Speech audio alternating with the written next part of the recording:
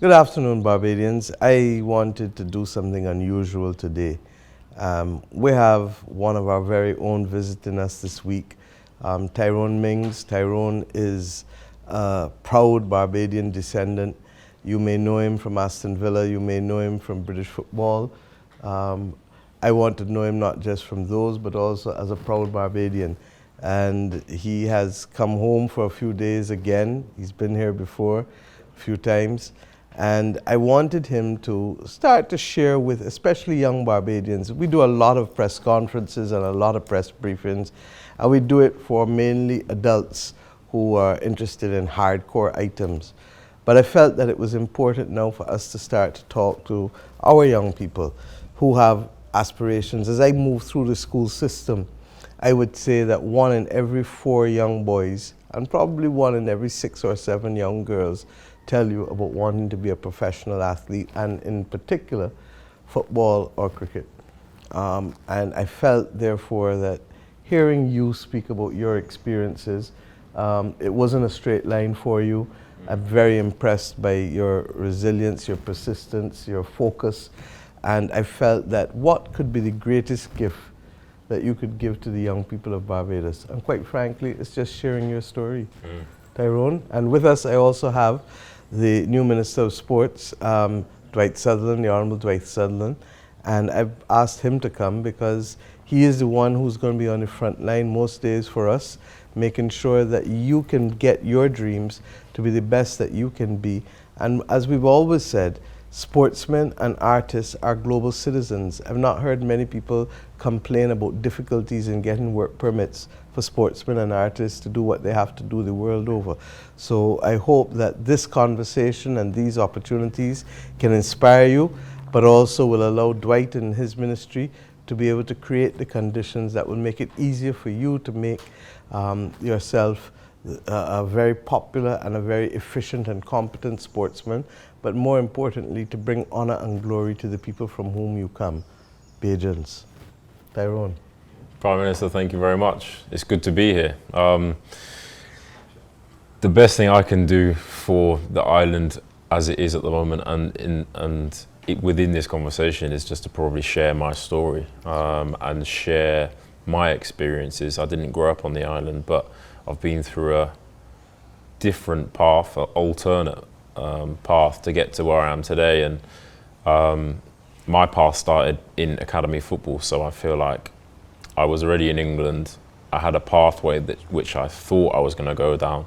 I had a route which I thought was straightforward, I thought led to success. And that's quite often how the academy system is set up. It's set up to sell you a dream. It's set up to promise you the world.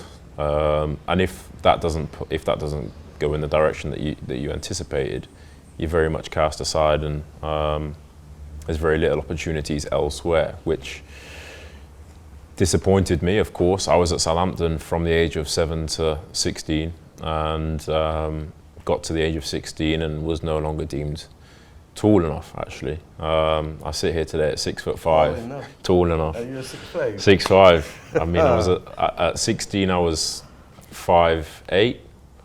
I went back to school, back to sixth form. I was fortunate enough to get a sports scholarship to a school over in England, and 2 years later I left and I was 6'3". So I don't know what happened at the school. I don't know what they were feeding me, but it was a great period in my development, and it was one where I was away from the exposure of pressure in a professional setup. I wasn't exposed to that. I was kind of sheltered.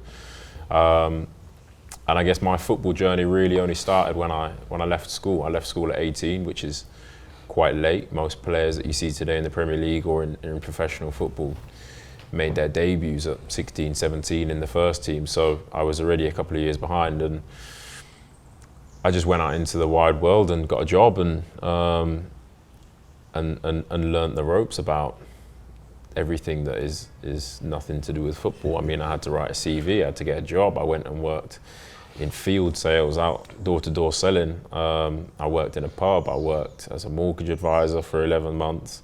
I worked as a labourer. all while playing football. So I know obviously that the setup over here and the football setup is very similar to the fact that you have to play football and also provide for your family. There are real problems that you face today, and ones that can't be neglected. You can't just solely focus on football if you genuinely have families to feed. I would know all about that, but I think I couldn't see the end of the staircase. I couldn't see the end of the staircase when I took that first step into wanting to be a footballer.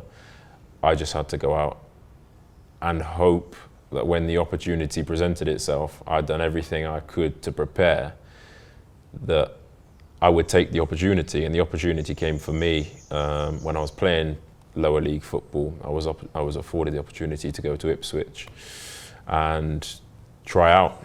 The manager was new into his job. The first team manager was very new into the job. They were rock bottom of the league, so far from safety that signing someone from 9 leagues below made no sense whatsoever. So the fact I even got the opportunity was strange. Right place, the right time, I guess. But you know, I'd prepared for it. I didn't know the opportunity was going to come, but I prepared for it, and I prepared by doing everything right. I prepared by eating well. I prepared by learning the game. I prepared by listening to people that had come before me. So when I went to have the trial, 60 minutes into the game, the manager pulled me off and said, "Yeah, I'll sign you." And I mean, life changed overnight, and you never know when those opportunities are going to come. I never knew that I was going to wake up on the Monday morning, go up to Ipswich, have a trial, and arrive back a professional footballer. So. I think that's the point I want to pause at and for you to reinforce, because you said that you kept and made yourself ready for any eventuality. So you ate well, you learned all that you could about the game, and I've done everything. Everything that you can do. Everything. So I played for my club team on the Saturday.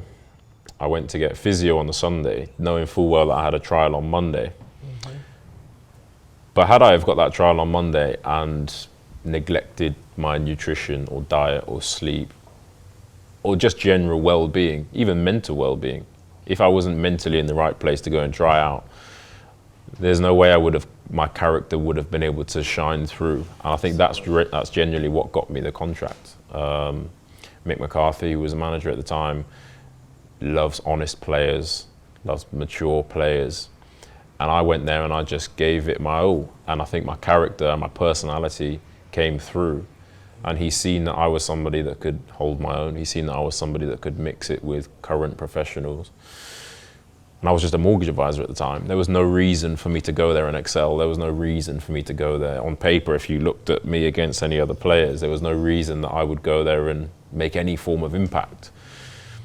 And it's fair to say that all you needed was the chance. Just a chance. And look where you are today. And look where I am today. Share some of your achievements with Barbadians for me, please.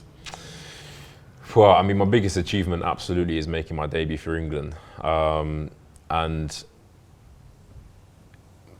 going through my career, obviously signing my first contract, I took a pay cut. So this isn't a rags to riches story. This is a long time coming.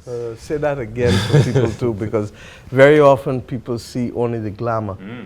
But as Buju Banton says, them who see the glamour and the roses, the glamour and the glitter think is a bed of roses. And I think you need to expose the fact that it is not a bed of roses. It's hard work, it's discipline, it is talent, but there's a lot of hard work and discipline as well as sacrifice. And the fact that you took a pay cut to go and play professional football from what you were earning says that you had a dream and you were prepared to have and to sacrifice for that dream, correct?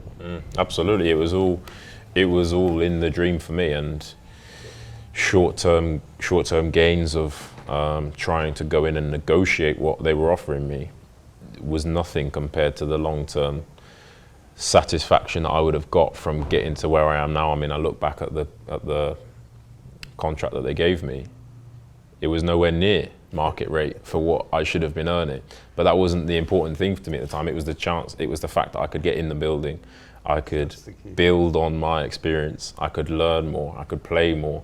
And ultimately, I could learn from better people. If I'm in an environment that breeds excellence, I'm only going to benefit from that. So yeah, it was a long time coming, and like I said, taking a pay cut was a real eye-opener for me. That was probably the first one where I realized that this isn't all it was cracked up to be. You see a lot of stories about players misspending or misplacing their wealth, and I was fortunate enough to take a slower route where I wasn't given too much too soon. I wasn't given anything really at the start. Everything I got, I worked for. So I feel like I don't appreciate it more, but I can live in the moment more, and I know what it took to get there. So if anybody ever took it away from me again, I'd know how to get there again. It wasn't an overnight success story. It wasn't, like I said, it wasn't rags to riches. There had been a lot of setbacks, and my knee injury on my Premier League debut, 6 minutes into it, was the biggest of all. I'd like you to repeat that. And now Bajans will better understand why I was so impressed with you that I felt that I wanted you to share your story with our young people, because yours has been a story of resilience and of triumphing over every adversity. Tell them about that first game, please. Well, you talk about all your dreams coming true, and when we talk about me at the start of my journey, from signing that first contract to making my Premier League debut, we're talking about 4 years. So I'd been dreaming of this moment. I made my Premier League debut when I was 22. I've been dreaming about this moment for 22 years. My first word was ball. Football was the only thing I ever wanted to do. So to play in the Premier League and to eventually get to this stage where I've learnt enough and I have the skill set to go and compete. Yeah, 6 minutes into my debut, the ball was bouncing and there was a tackle, and I ruptured 2 ligaments in my knee. I mean, we've gone over the scars before, but and ruptured 2 ligaments in my knee, damaged the meniscus, and that was me for the season. So 15 months I was out in total. And at the very beginning of the Premier League? Very beginning, 6 minutes into it, and there was no guarantee that I would ever play in the Premier League again. The team could have got relegated and everything was taken out of my control. So to get back from that and to make my England debut 3-4 years later, shows that there really is no one path that you can take. And like I said, there were points in my injury rehabilitation where mental health was worse than my physical health, and you just have to find a way to get through it. You have to lean on people to get through it. I'd like you to focus on that a little more, especially in this time of COVID, where mental wellness is presenting itself as a key challenge in this whole new environment within which we're functioning globally. And it would be interesting for youngsters to hear how you related to that determination that you would be doing all that you could to be mentally well. Well, I fell into a bad place. I've spoke about that quite a lot. Yeah. I fell into a bad place when I had my knee injury, because not being in control is sometimes some of the most destabilizing periods you can have mentally, because everybody likes to be in control of their own destiny. Everybody likes to know that with every action there's a reaction, and if I do this, it hopefully will lead me to this. Unfortunately, I wasn't in that situation anymore. So mentally, I think I like to use the term mental fitness, because I don't think mental health is you're either healthy or you're not. I think it's a constant battle, and I think you have to be mentally fit to maintain that battle. Everybody goes through bad times or good times, and I'm talking throughout the period of the day, not just the week or months or years. And to have a resilience and to have some form of coping mechanism and to have some form of escape to help you deal with those things, whether it be COVID, football, personal relationships, I think just adds to that mental fitness. And I use a psychologist back in England who's been brilliant for me. We speak most weeks. We speak just before I go out onto the football pitch, and we go through a series of routines. And that mental fitness is, those little elements are all adding to the fitness that throughout the week, there's a lot of different things you have to face.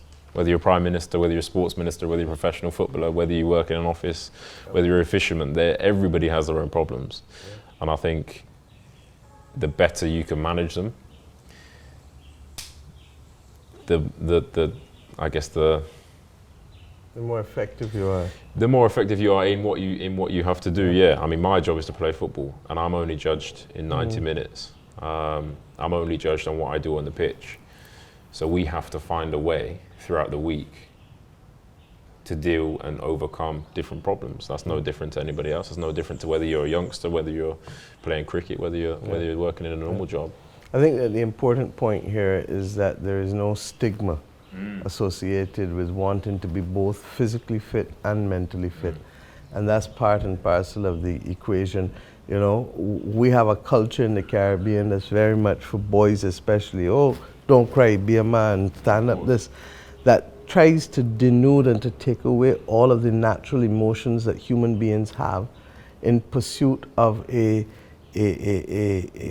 image that's not necessarily rooted in life and real times. And Dwight, I'd like you to come in here too, because very much on the ground, I think you would know the amount of young people that we see. They're frustrated by things that don't work out exactly for them. And very often we're telling them, don't give up yet, that, you know, start, that, you know, you can't let a high wind come and knock you down. I mean, look at you, 6 minutes into a game after working so hard. You finally get to the Premier League, knees hurt. And you've got to go through 15 months before you can make it again to being able to live that dream and eventually play for England. Yeah, right? Thank you, Prime Minister. Let me say to you, Tyrone Mings, welcome home. Thank you. I will start with the caveat. I am a Man United fan prior to meeting you, but I want you to know that I'm now a Tyrone Mings fan. Thank you. So wherever you play, whether it's Aston Villa or whether it's Man United, I know you have your sight set on playing for Man U. Thank you very much. And I am wishing you all the best. But I am happy that I'm given this opportunity, Prime Minister, to share with the youth of Barbados, because what we see very often among our youth is the lack of determination, the mindset, the resilience, the willpower to achieve. We have some, I can argue that football is probably the most popular sport here, or cricket. We wouldn't want to get into that argument. I'm a cricketer. But I would say the majority of the youth, they're attracted to football, whether watching or playing. But we have, and I heard the Prime Minister mention it this morning, with respect to mental preparation and indeed fitness. And I would want you to share with the public, with the youth, the whole aspect of staying away from narcotics and drugs and alcohol as you prepare yourself for that international level. We have 6 years to the World Cup, and we will speak to you on preparing us for FIFA 2026.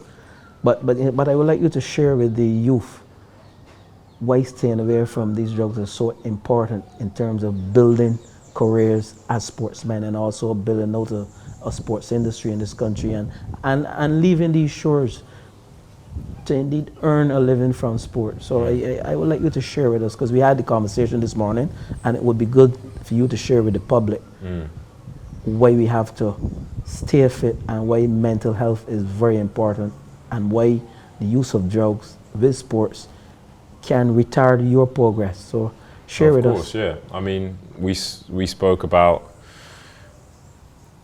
my example of getting an opportunity to go and trial just overnight. I mean, I found out about it maybe 3 or 4 days before I was going up for the trial. And if I had done anything to jeopardize my lung capacity or fitness, then not only would I have not done myself justice, but I certainly wouldn't have succeeded at the trial. And the skills that sports can teach you in terms of determination and goal setting, you have to apply that to every single aspect of your life. I mean, I spoke about the fact that people only judge me for 90 minutes of what I do on the pitch, but what I do on the pitch is a direct result of how I live my life.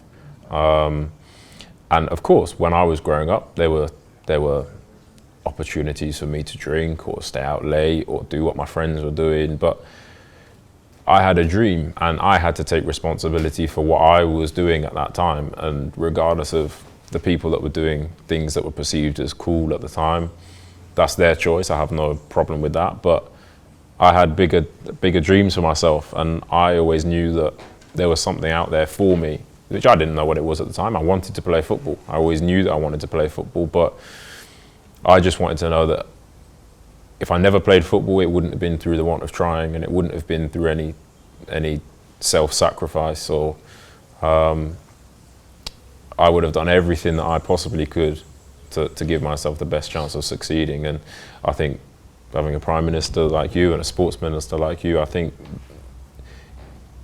Barbadian kids at the moment are in a great place, and there will be opportunities that will afford them and will be available to them in the future. Perhaps that hasn't been before. But all I would say is you have to be ready when the opportunity comes, and you cannot make excuses, because at the ages we're talking, at 14, 15, 16, you have to take responsibility for your own actions. I had to take responsibility, and I'd like to think that I've gone on to reap the benefits of that in the future, and I still am now. You know, the truth is, the real test for maturing and growing up is that every choice has a consequence. Mm-hmm. And we just need to get people attuned to that fact. So hearing your story, I think, helps to reinforce that whole process. But tell us about some more of what you look forward to doing in the next few years, both in your own life in football with Barbados. Tell us some of your other dreams. My dream, of course, is, I mean, in my football career, I would love to obviously play at the highest level for as long as possible. Aston Villa are in a really healthy place at the moment in terms of the finances of the club and the position we are in the country, in the league. So that's a really exciting project. I want to continue to play for England, of course. We have a national team coming up, a national team camp coming up, and I want to continue to get as many caps for England as possible. Everything I do off the pitch is just important to me as much as what I do on it, because I wasn't afforded certain opportunities when I was growing up, and I would love to think that if I can play a role in helping one person fulfill their potential, or reach whatever the level they wanted to reach, whether it's a Barbadian going off and playing in England or playing in Europe, or just becoming a better human being. I mean, I've been able to have so many different experiences, whether it be a state school, a private school, non-league, professionals, national, domestic teams I've played for, international. I just think I've lived so many things that if I could come over here and set something up over here, if we can work together and bring some form of academy over here to give the Barbadian children or aspiring sports stars, football players, an opportunity, then that would fill me with immense pride. And I mean, we spoke about the 2026 World Cup. There's no reason to say that shouldn't be a dream, that shouldn't be an achievable goal. But it has to be a nationwide collective. It has to be everybody pulling in the right direction. It has to be no stone being left unturned, whether it be nutrition, whether it be talent ID, whether it be using the right technology, whether it be rehabbing properly.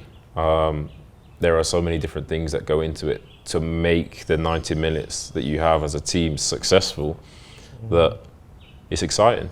And for the avoidance of doubt, we're talking about both men and women's Absolutely. football. Absolutely.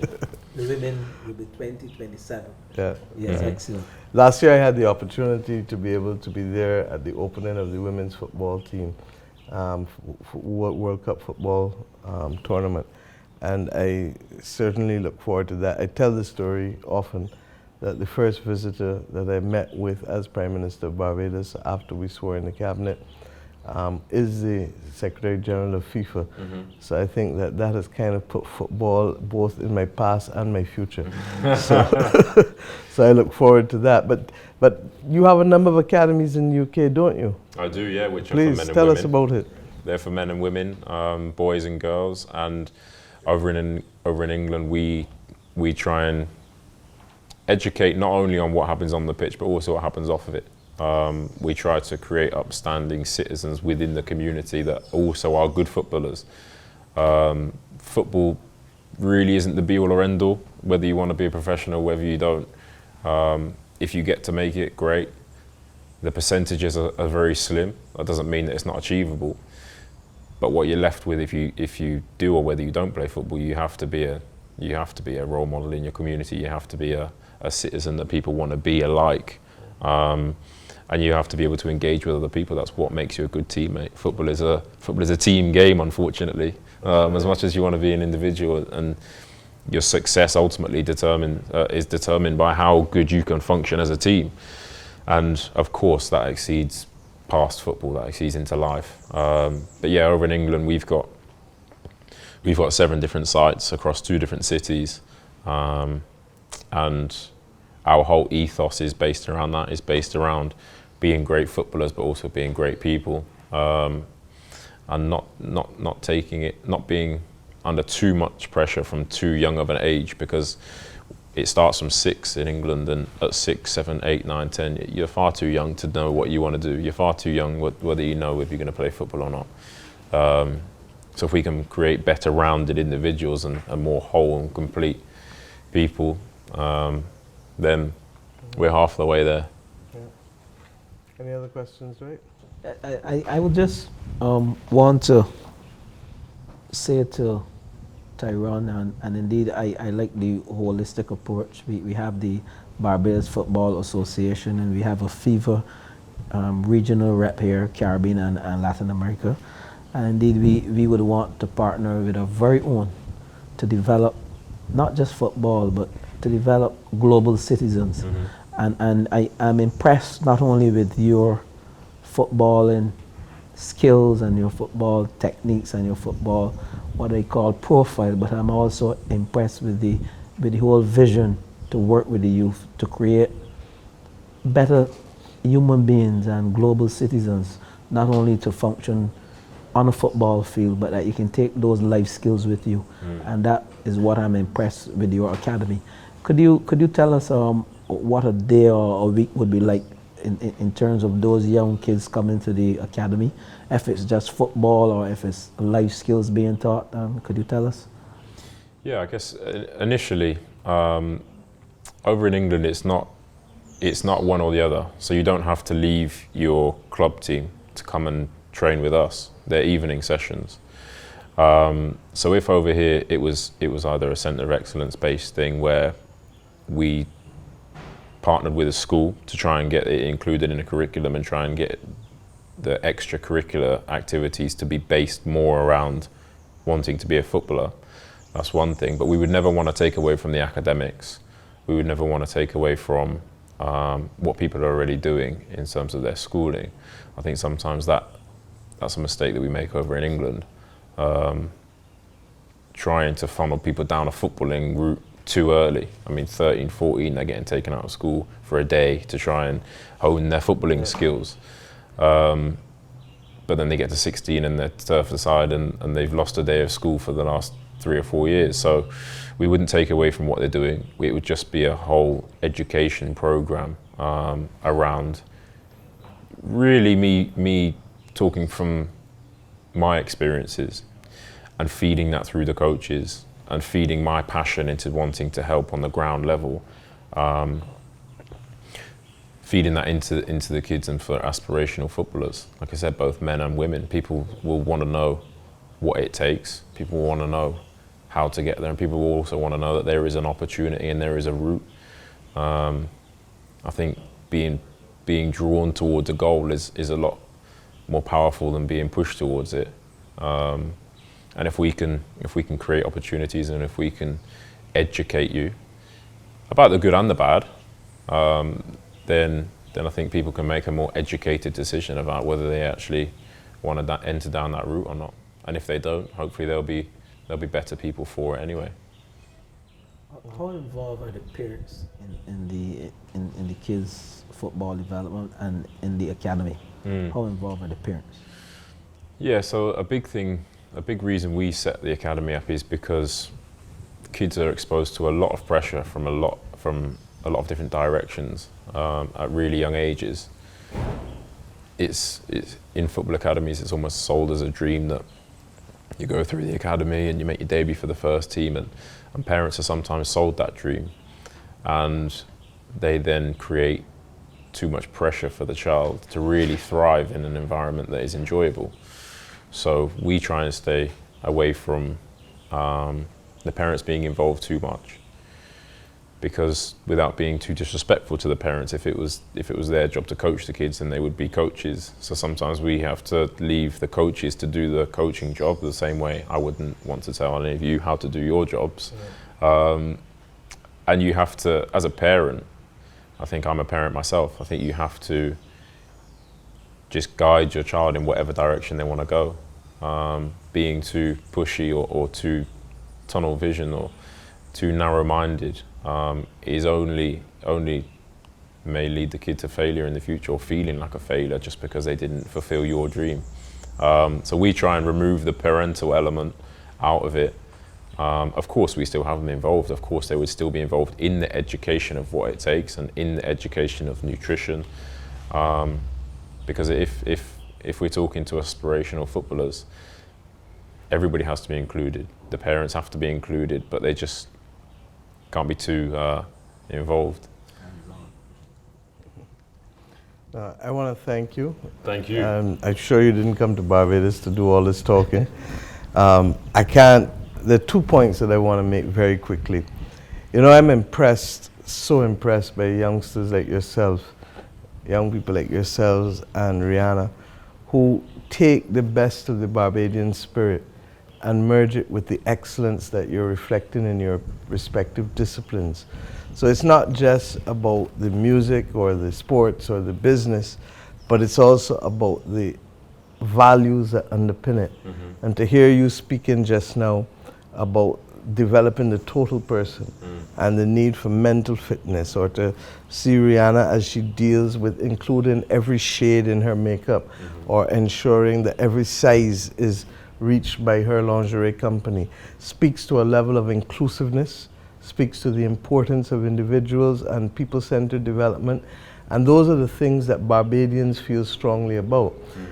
There is one thing that they don't know, and they may ask, well, how is Tyrone Mings a Bajan?